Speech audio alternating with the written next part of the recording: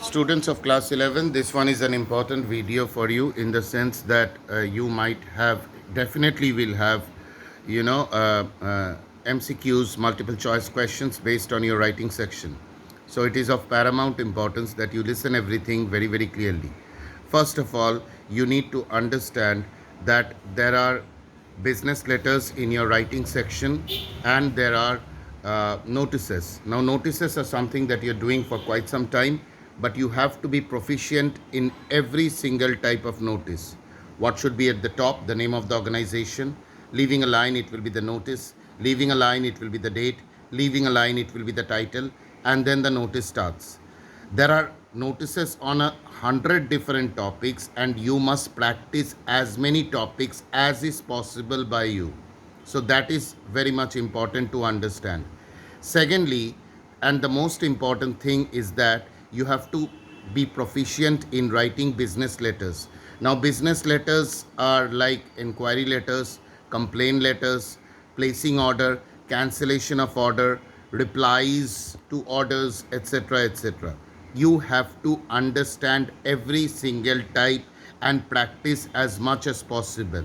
Even the format, what comes at the start, the sender's address, leaving a line, the date, leaving a line, the receiver's address, including the designation, leaving a line, the subject, leaving a line, salutation, sir, without a comma, leaving a line, the first paragraph of the letter, the second paragraph, the main body, and the third paragraph, then the closing, right?